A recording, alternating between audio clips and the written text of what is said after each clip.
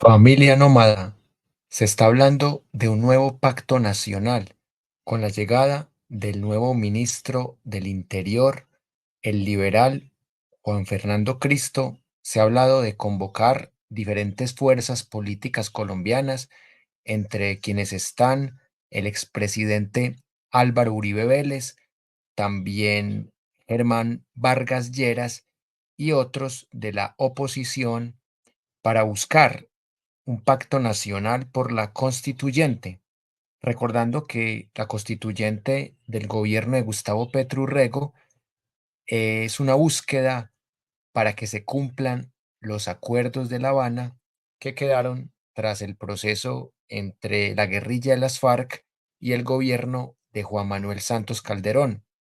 No es una propuesta reeleccionista como han dicho de manera mitómana diferentes opositores y medios masivos de desinformación.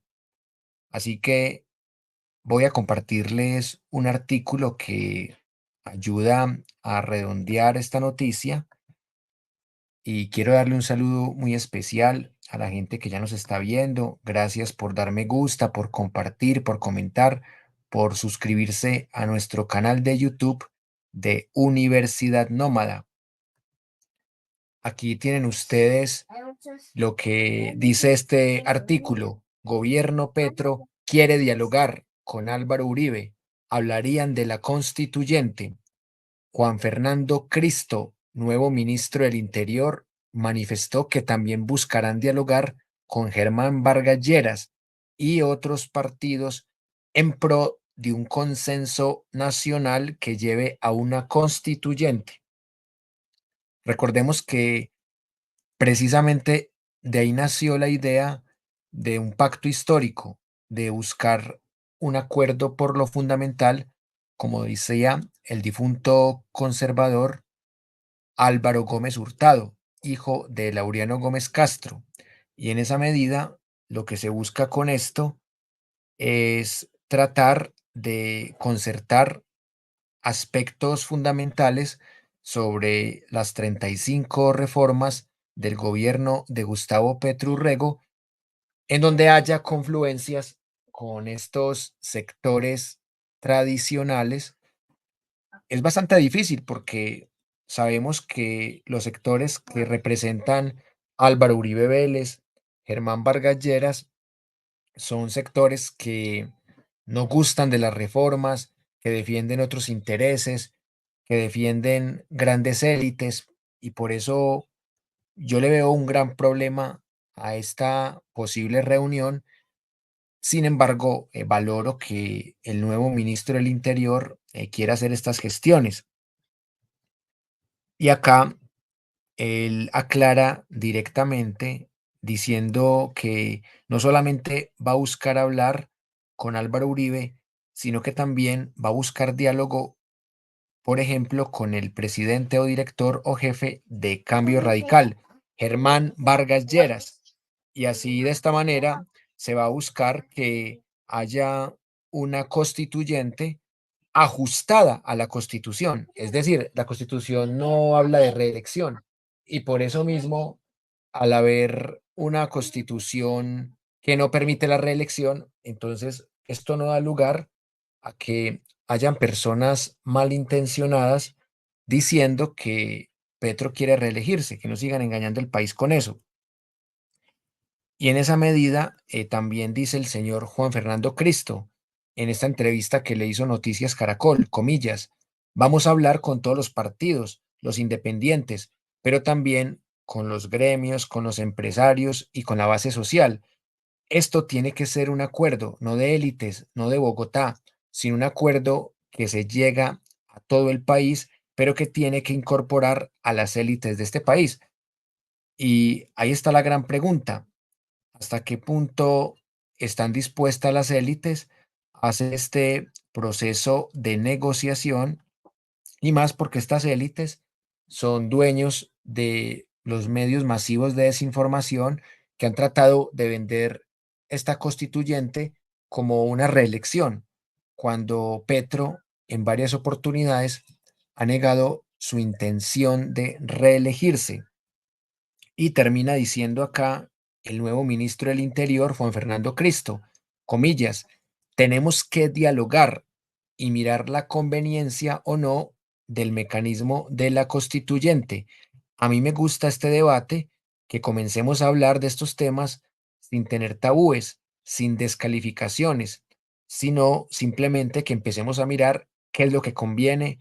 Sin acuerdo nacional no hay posibilidad de reforma y mucho menos de una constituyente.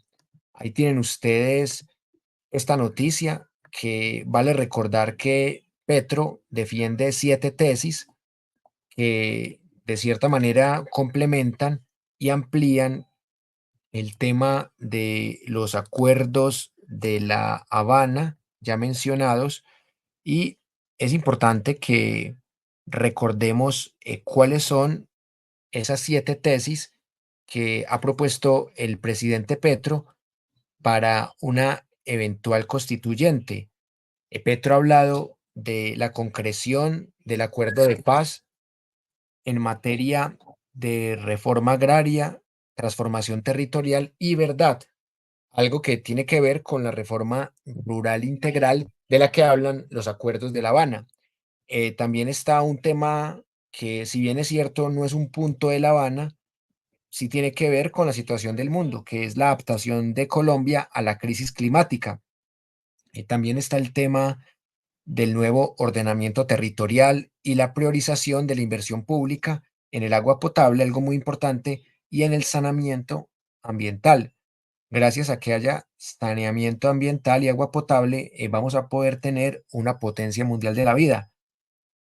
La reforma política y la reforma a la justicia también van firmes y en consonancia con los acuerdos de La Habana.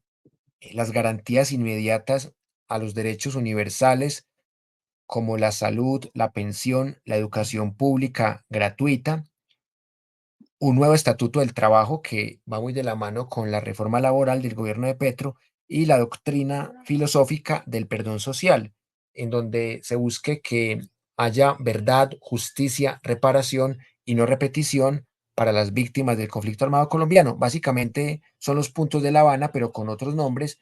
Y estas 7 tesis son las que, a través del ministro del Interior, Juan Fernando Cristo, se va a invitar a un diálogo que yo lo llamaría más bien un debate con Gemar Magalleras y con Álvaro Uribe Vélez, que son los líderes de los principales partidos opositores al gobierno de Petro.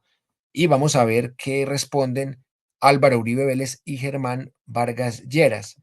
Y ya para terminar este video, quiero hacerles una invitación muy especial a que exploren este canal de YouTube de Universidad Nómada, que es un proyecto de educación popular en donde tenemos claramente 4 líneas importantes de investigación, 4 líneas que están asociadas con las 14 revistas que tenemos de Pedro Juan Moreno Villa, el otrora secretario de gobierno cuando Álvaro Uribe Vélez era gobernador. Y en ese contexto de Pedro Juan Moreno Villa tenemos 12 líneas de esta investigación. El escándalo llamado Las toallitas de Josefo, también el escándalo en Invías, en donde fue protagonista Alicia Naranjo de Pinzón, el tema de Ecopetrol, el tráfico de influencias, en donde están involucrados Mauricio Salgar Hurtado, que era el director general de operaciones en ese momento, y el señor Isaac Yanovich, que también estuvo involucrado en el escándalo de Reficar, robo multibillonario, en donde participaron empresas gringas y una empresa suiza en el marco de los gobiernos de Uribe y de Santos. Otro personaje muy polémico y muy olvidado en la historia colombiana, Fabio Echeverry Correa, muy criticado por Pedro Juan Moreno Villa. Recordemos que este señor era uno de los que tildaba a Uribe de ser parte del cartel de Medellín y luego terminó trabajando en el gobierno de Uribe. Por eso Pedro Juan Moreno lo puso el fauchecito, haciendo alusión a aquel personaje voltearepas, como decimos, o tránsfuga, que hizo parte del régimen napoleónico y a la vez de monarquías. También vamos a hablar de las contradicciones que hay en esas revistas en el discurso de Uribe. Inicialmente hablaba de no reelección y luego terminó hablando de reelección. Y también el ministro Luis Ernesto Mejía Castro, que también tuvo unos temas de nepotismo. A propósito de la reelección fraudulenta de Uribe, la llamada GIS política, también está el tema de Teodolindo Avendaño y de Gis Medina. Esta tesis que tratamos de comprobarla a lo largo de la revista, en donde dice gobernar no es mandar y mandar no es estar en todas partes, que era la crítica que le hacía en ese momento la misma derecha a Álvaro Uribe Vélez. Y esta línea que me parece la más importante, la mafia parapolítica en la fiscalía, en la presidencia, particularmente en el DAS. Este informe del Pentágono, en donde Uribe aparece como el narcotraficante 82, también es una línea importante de investigación que vale la pena explorar. El informe que curiosamente Pedro Juan Moreno pone en la página número 82. Y también está la corrupción de Andrés Soto, que era el viceministro del gobierno de Álvaro Uribe. Y finalmente, hacer una comparación entre el testimonio de Jorge Mauricio Herrera Bernal, el llamado expiloto de la mafia, y también ex testigo y ex informante de la DEA, sobre los vínculos de Álvaro Uribe con el clan Cifuentes Villa, Guillo Ángel y el narcotráfico, especialmente el cartel de Sinaloa. La otra línea de investigación que tenemos es el tema de los tres entrampamientos contra Alexander Obregón Rentería, tres entrampamientos en donde hay por lo menos 216 funcionarios implicados. También está el tema del volteo de tierras y la parapolítica en el oriente antioqueño. Investigación profunda al clan de Rubén Darío Quintero Villada, el condenado por parapolítica en 2010, que tiene un hijo que es congresista del Centro Democrático, Esteban Quintero Cardona, y allí está la importante investigación de Luz Marina Betancur López y de Hernán Restrepo Villada. Y finalmente, también tenemos la investigación de nuestro proyecto de 100 preguntas y respuestas para comprender el conflicto colombiano, que vamos a publicar la segunda edición de ambos tomos el próximo mes de septiembre. Así que ahí tienen ustedes las 4 líneas de investigación. Quienes quieran unirse al proyecto, es muy fácil. Pueden hacerlo por WhatsApp escribiendo al 319-584-0680, más 57 si están por fuera de Colombia. Y también pueden mirar nuestro canal de respaldo en YouTube, que se llama Wilmer Alberto Zuleta López, y en Facebook también tenemos este perfil que se llama Wilmer Alberto Zuleta López como el canal de respaldo en YouTube. Del mismo modo, en la red X, la antigua Twitter, nos pueden encontrar como @nómada_medellín, y en Instagram nos pueden encontrar con el nombre de Universidad Nómada. Les repito el número para que se unan a la comunidad en WhatsApp: 319-584-0680, más 57 si están por fuera del país. Gracias por haber compartido este rato con Universidad Nómada. Acá seguiremos luchando por una sociedad más democrática en lo político, más incluyente en lo social, más equitativa en lo económico y más sostenible en lo ambiental. Gracias por hacer parte de nuestra comunidad y estamos muy cerquita de los 70.000 suscriptores, así que vamos con todo. Un abrazo y hasta pronto, familia nómada.